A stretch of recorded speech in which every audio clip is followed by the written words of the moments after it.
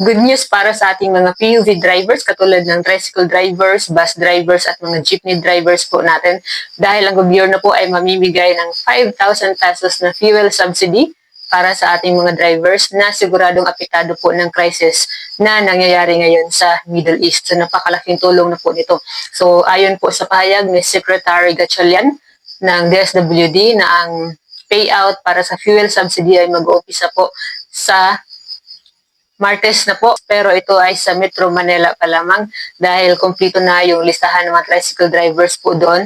At ayon naman sa pahayag ni Secretary Gatchalian ay mamadaliin nila ang pagde-distribute po ng 5,000 pesos na fuel subsidy para sa ating mga kababayan, pati na hindi lang sa Metro Manila, kundi pati na rin sa mga probinsya. So ipagdasal po natin na makarating po kaagad ito sa ating mga drivers. Ito nga po palang fuel subsidy ay manggagaling po sa pondo ng AICS or yung AX or yung tinatawag na Assistance to Individual in Crisis Situation under isa ito sa mga programa ng DSWD po natin. Panoorin natin itong maikling video na pahayag po ni Director Erwin Morata tungkol po dito sa fuel subsidy. Ang utos po ng Pangulo sa utos po sa atin ng Secretary, unahin po natin ng NCR kasi po yung medyo mabilis ang reach. Once matapos po natin to next week, then the other sector and the nationwide implementation will be coming next na po. Ang sabi po ni Secretary kahapon sa meeting po natin, ang next target po natin ay mga jeepney drivers, then the TNVS, and then of course the bus operators and the taxi drivers. But again, different po ito kasi ito ay mayroong kaakibat na ahensyang kailangan nating pakipagtulungan. At yun na nga po,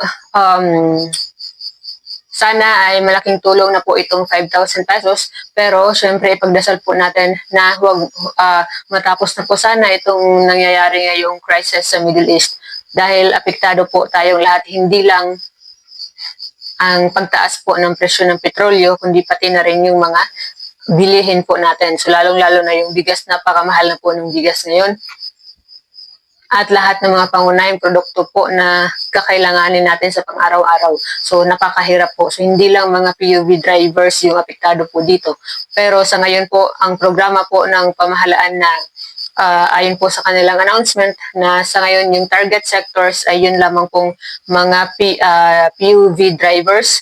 At mayroon din po silang plano para sa mga agriculture farmers natin na makakatanggap din po sila ng discount po para sa petrolyo. Isa din sa pinag-aaralan ng ating gobyerno ay ang kung paano mapadali ang pag-distribute po ang payout po ng 5,000 pesos para sa mga PUV drivers. Gusto po nila na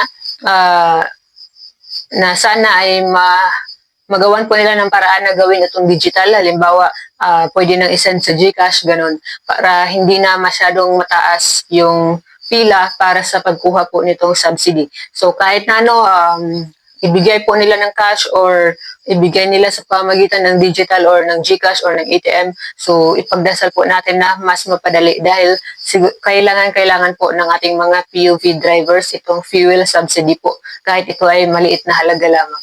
So yan lamang po sa video na to. Huwag kalimutan i-click ang subscribe button para palagi updated sa ating mga bagong balita at mga informational video po natin na siguradong kakailanganin nyo rin po in the future.